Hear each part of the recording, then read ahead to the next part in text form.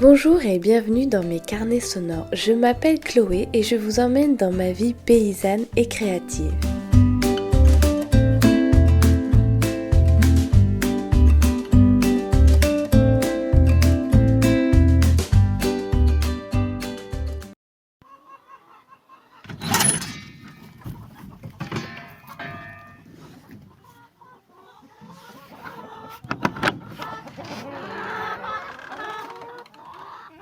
Salut les filles!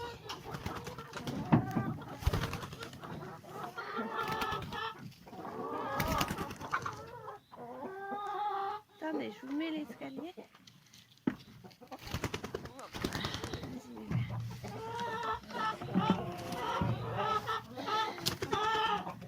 Salut Coco! Hop là! Vas-y, descends.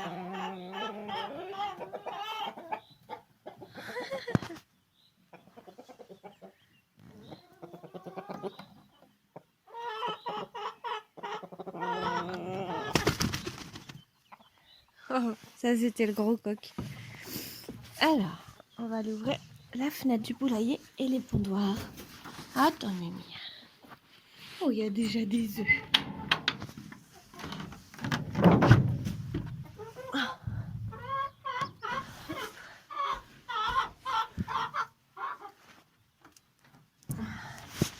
Voilà, les poules sont sorties.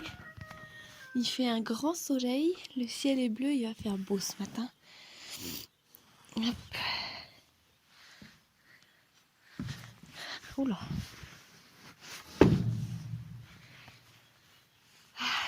Il a plu la semaine dernière, mercredi, et il a fait moins chaud.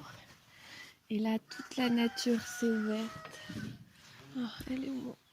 Ensuite, les feuilles du tilleul qui est juste devant la maison, ça a explosé en une nuit, tout s'est ouvert. C'est magnifique. Tout a reverdi. Et puis l'herbe va pousser. Enfin, ce matin, il fait frais, ça a gelé un peu. Mais il n'y a pas du tout de vent. Ah, ça fait du bien d'entendre le coq.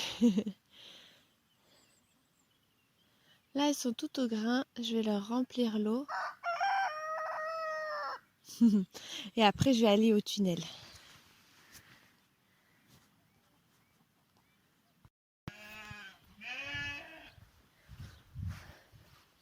Salut les doudous! Ça va les filles? Oui, vous voulez du foin?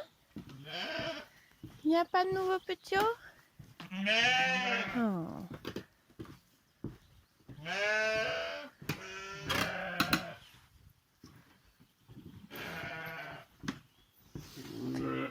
Alors ça c'est mon deuxième lot d'agnelage. Il y a 18 brebis. Enfin non, il y a quelques brebis vides. Et puis il y a surtout les jeunes en fait. Les jeunes agnelles. Et ça se passe très bien. J'ai pas eu de perte. J'ai eu quelques doubles et des triples. Des triples qui vont très bien. Et la maman va bien aussi. Elle n'a pas trop fondu. Donc là elles sont dans le tunnel, dans la bergerie. Au foin, au regain. Et puis je pense que aujourd'hui je vais les sortir dans le pré autour pour qu'elles mangent un peu d'herbe, que les petits aillent dehors aussi. Enfin les petits vont déjà dehors parce qu'ils rentrent, ils sortent comme ils veulent. Ils font déjà des bêtises, la course sur le couloir d'alimentation, des tours autour du tunnel, enfin bon voilà. Mais là les mamans elles vont sortir. Et par contre j'ai mis une petite poule qui couvre dans le tunnel. Et là normalement ça devrait être comment il devrait y avoir des poussins et j'ai regardé, il n'y en a pas. Alors, je sais pas trop si ça a raté ou pas. Voilà.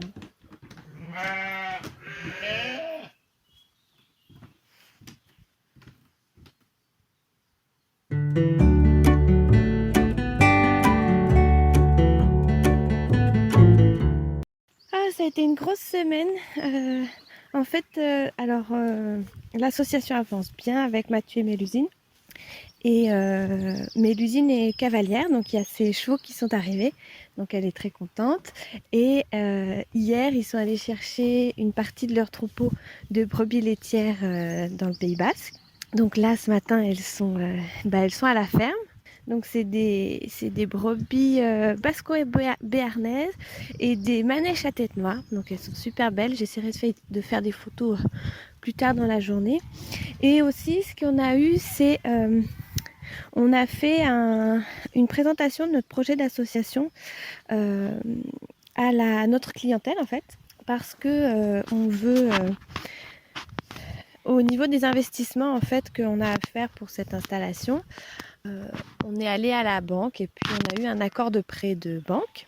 Et nous, on voulait plutôt passer par un financement, alors pas vraiment participatif, c'est plutôt une épargne citoyenne en fait. Donc c'est basé sur le système des cigales. Et nous, on a une association dans une ville à côté de chez nous qui s'appelle l'Oseille Citoyenne.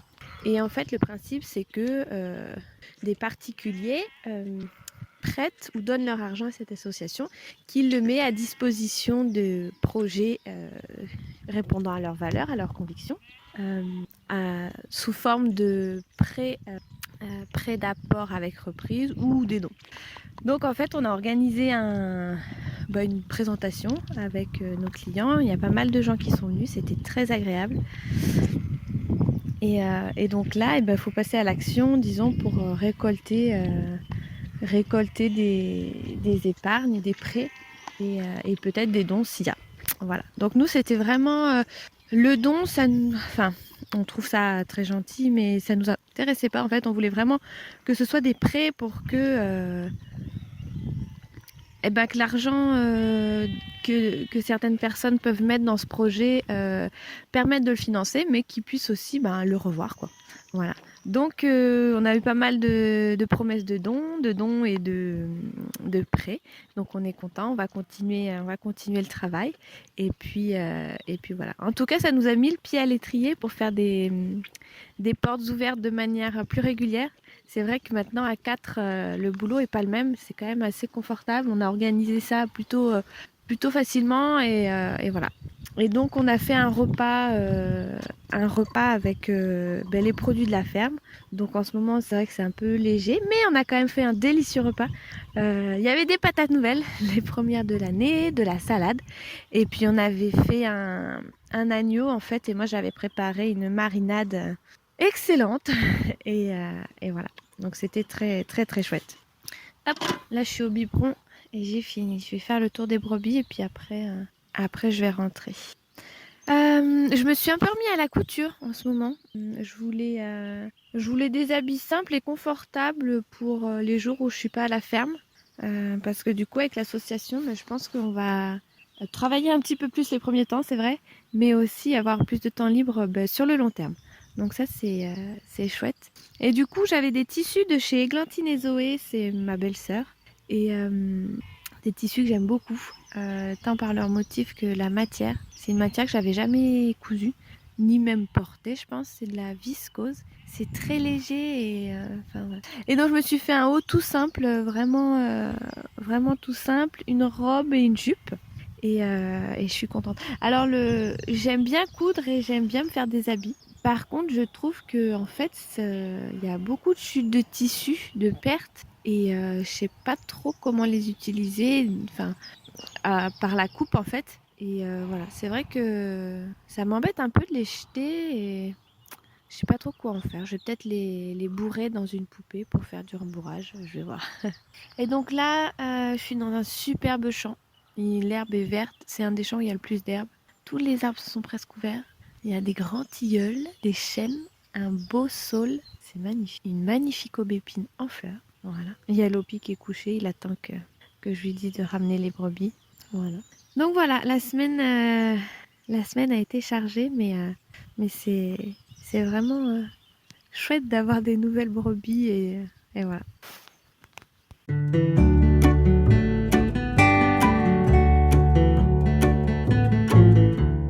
Ça fait un moment que j'ai pas enregistré des petites capsules sonores, mais là j'ai 5 minutes. Donc je voulais vous parler un peu de la ferme, de ce qui se passe en ce moment. Là, je viens de finir de donner les biberons à mes 6 petits agneaux et on est à la zone humide. Il y a un grand ciel bleu. Il y a des nuages qui avancent assez vite dans le ciel, mais c'est très très ensoleillé. C'est très joli. Et ces derniers jours, on alterne un peu entre éclaircies et averses. Et ça fait que la nature s'est toute ouverte. L'herbe pousse enfin. On n'est pas prêt de faire les foins encore, mais ça va. On va, on va y arriver. Donc ça, c'est chouette. Au niveau de la ferme, il y a eu une arrivée. Les brebis de Mathieu et Mélusine sont arrivées. Donc il y a 20 manèches à tête noire et un petit agneau en cadeau. J'ai pas encore pris le temps de faire des photos parce que elles sont assez pas enfin sauvages, mais je pense que c'est le temps de s'acclimater. C'était des laitières, donc elles connaissent l'homme. Elles étaient dans un troupeau où l'éleveur travaillait avec un chien. Mais bon, là, c'est un peu la découverte et on s'apprivoise, quoi. Donc, j'y ai pas encore été. Je vais y aller, je pense, et je vais essayer de faire de jolies photos pour vous montrer ces brebis. Elles sont très, très belles. Elles sont noires et blanches, donc avec une tête noire. Elles ont des cornes magnifiques, des très grandes cornes. Et voilà. Donc là, elles sont dans un petit pré toutes seules. Et puis dans quelques temps, on pourra les mélanger au troupeau. Il y a aussi une autre arrivée, donc Mélusine, notre future associée, a des chevaux, donc elle a ramené ses chevaux sur la ferme. Et donc voilà, ça fait un petit peu plus de monde à s'occuper, mais c'est chouette, le projet avance et le projet prend forme. Du point de vue de moi, mes activités sur la ferme, eh ben, je suis plutôt contente parce que mon premier lot d'agnelage, les agneaux sont très beaux. Il y en a quelques-uns qui sont un peu, disons, maigres, mais pas faibles. Donc ça, c'est super. Il y a un équilibre là qui s'est mis en place qui est vraiment... Ah, Lopi est en train de faire un câlin au petit agneau. Et oui, il y a un équilibre qui s'est mis en place là et qui tient, ma foi. J'avais un peu peur avec le temps qui change, les pluies et tout. Mais non, en fait, ça va. Donc, normalement, on a la tonte la semaine prochaine. Donc, il y aura la tonte. Je vais sevrer les plus gros, les plus beaux agneaux. Et voilà. Donc, c'est un autre changement, une autre période un petit peu stressante pour les agneaux. Donc, il va pas falloir que je loupe le coche, quoi. Va falloir que je sois attentive. Peut-être que je les complémente plus en plantes, enfin voilà. Mais là, c'est vraiment chouette. J'ai perdu une brebis, mais je ne sais pas du tout ce qu'elle a eu. Je l'ai vue décliner très rapidement en 2 jours. J'ai essayé de la soigner et puis le soir, elle était morte. Mais donc, elle avait fait un petit agneau, une femelle, euh, et ça va. Elle s'en sort, elle n'a pas maigri. Au niveau des poules, j'ai eu une petite attaque de, je pense, renard. Et donc le cheptel a quand même bien diminué. Je suis à 47 poules. Elles ont continué à pondre. Il n'y a pas eu d'arrêt par le stress. Mais du coup, ouais, il y a un petit peu moins d'œufs à vendre. Mais bon, ça se maintient. Au niveau du savon, on n'a pas commencé les travaux dans la savonnerie. On devrait commencer cet été, normalement, si tout va bien. Là, je fais des tests de forme, quoi. Enfin, le format est déjà arrêté pour les recettes que j'ai déjà validées, mais j'aimerais bien faire valider deux autres recettes, certainement dans 6 mois, enfin en début d'année prochaine. À voir. Voilà, donc j'essaie un petit peu d'autres formes. Donc ça, c'est chouette. Et puis, ah oui, j'ai une question à propos de mon savon pur. Donc c'est le savon qui est fait juste avec de l'huile d'olive et du lait de brebis. Et on me demande souvent combien de temps il sèche, parce que c'est vrai que les savons pur huile d'olive sont connus pour être assez longs sur le temps de cure. Alors, ça m'a fait réfléchir, moi, à mon temps de cure que j'avais disons, annoncé dans mes bonnes pratiques de fabrication. Donc, chaque savon a un temps de cure de 6 semaines minimum, sauf justement ce savon pur qui, lui, a 12 semaines, quoi. Plus de temps. Donc, la cure, ça sert à 3 choses. Souvent, on la minimise en disant c'est pour évaporer l'eau du savon. Alors, la cure, ça sert à finir la réaction de saponification qui normalement est finie dans les 24 à 48 heures après que vous ayez fait votre savon. C'est relativement rapide. Donc ça, c'est le premier rôle de la cure, de fait de laisser son savon sécher. Le deuxième rôle de la cure, c'est de effectivement évaporer l'eau qu'on a utilisée dans le savon. Donc l'eau entre dans la composition du savon pour permettre la dissolution de la soude. En fait, c'est juste ça. Cette eau n'entre pas dans la composition du savon, disons. Il n'y en a plus après. Et donc ça permet, cette évaporation du savon, de faire des savons plus durs qui fondent moins vite à l'utilisation. Et la troisième fonction de la cure, en fait, du séchage, c'est la modification en fait de forme des molécules de savon. Donc c'est une phase qui est un peu moins connue, mais qui est pourtant très très importante et assez, pas magique parce que c'est de la chimie, mais en fait le savon va se cristalliser en quelque sorte. Et ça va permettre au savon d'avoir une autre forme, disons moléculaire, qui va lui donner toutes ses propriétés et qui va en faire vraiment un savon fini, quoi, affiné. Enfin, vous pouvez sans danger utiliser votre savon une semaine après l'avoir fait. Il y a aucun souci et ça lavera très bien et vous aurez, enfin ça dépend des savons, ça lavera très bien, vous aurez des bulles, etc. Mais vraiment, si vous attendez et si vous faites le test, vous verrez qu'il y a un changement dans la consistance de la mousse, dans la consistance des bulles, dans la sensation de douceur du savon. Et ça, c'est le temps qui amène ça. C'est un petit peu comme le vin ou le fromage. Moi, je connais plus le fromage que le vin, mais c'est un petit peu pareil. Le savon a besoin de ce temps d'affinage, peut-être. Au lieu de dire cure, on devrait peut-être parler d'affinage, pour changer un peu sa structure.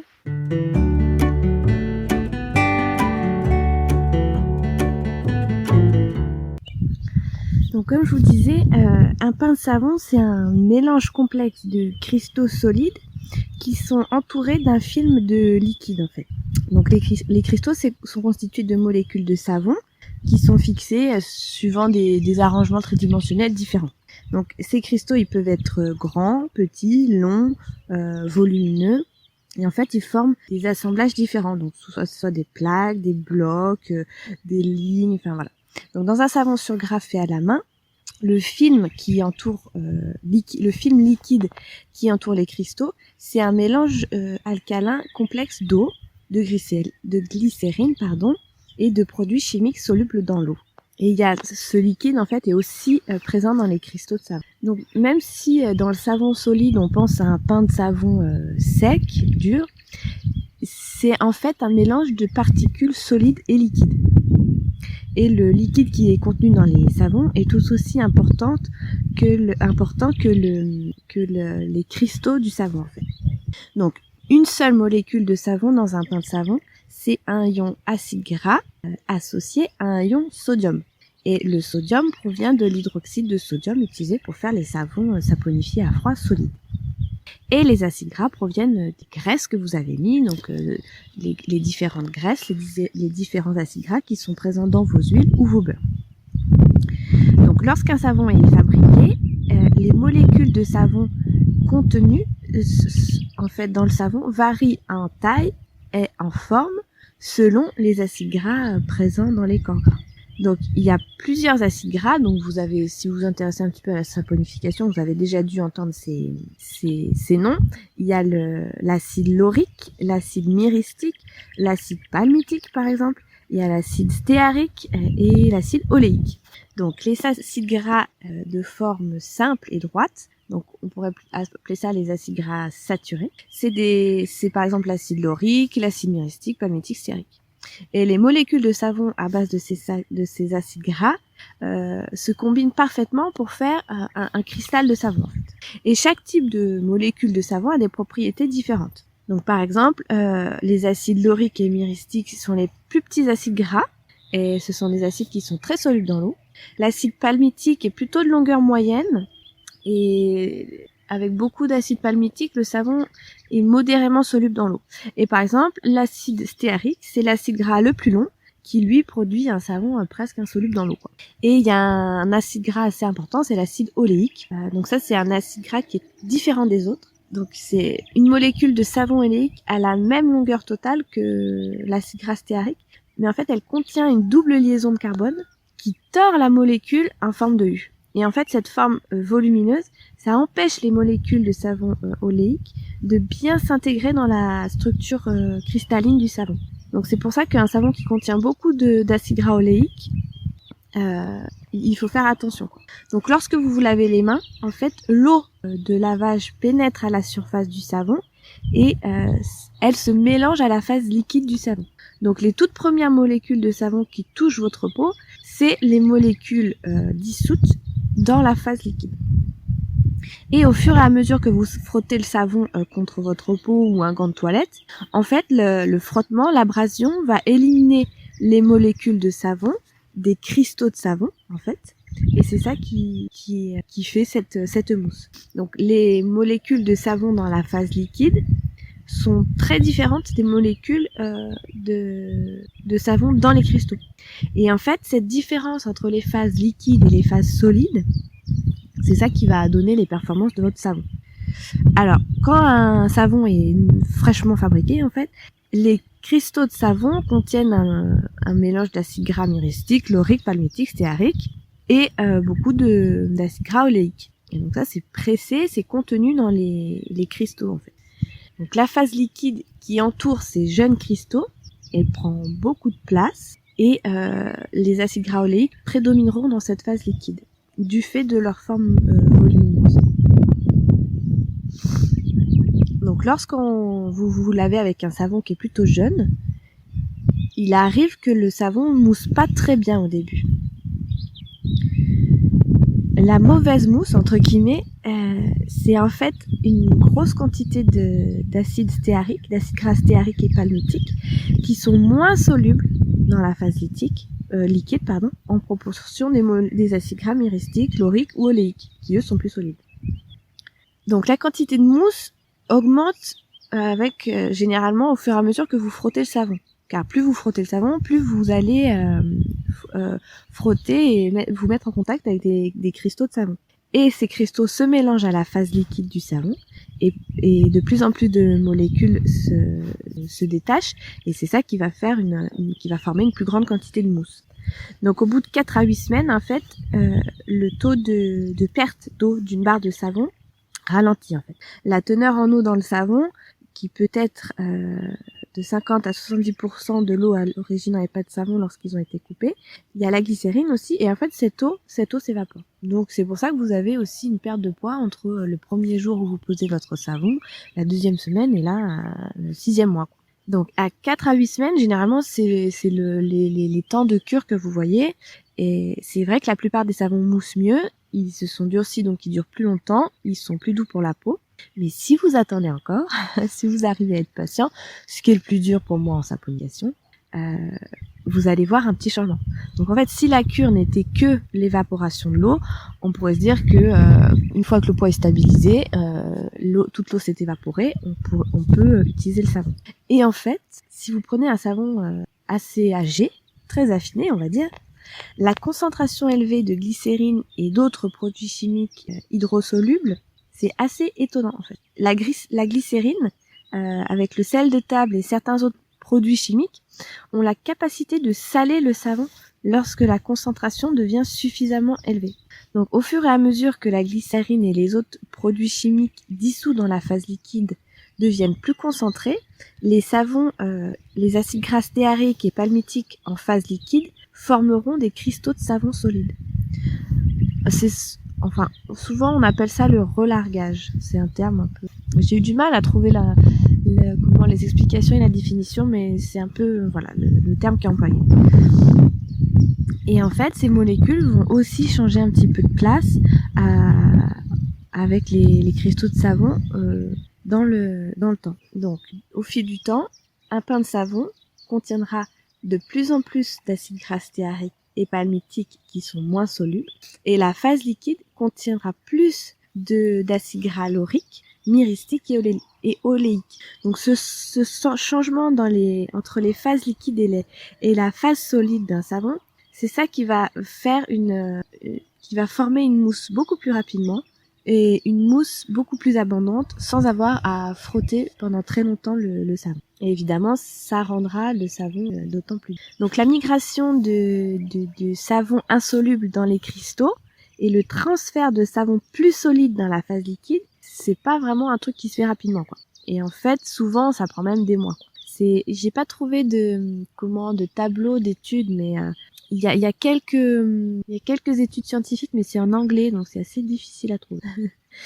Et donc en fait le séchage, la cure, c'est plus complexe que juste l'évaporation de l'eau en fait. Les autres produits contenus dans le savon, la glycérine, les acides gras, doivent en fait être suffisamment concentrés pour que les molécules du savon commencent, disons, à se saler. Et en fait, juste l'évaporation de l'eau, c'est pas suffisant, quoi. Donc là, généralement, en fait, c'est un petit peu comme si le savon se restructurait, hein. Donc voilà un petit peu pour les explications que j'ai pu trouver.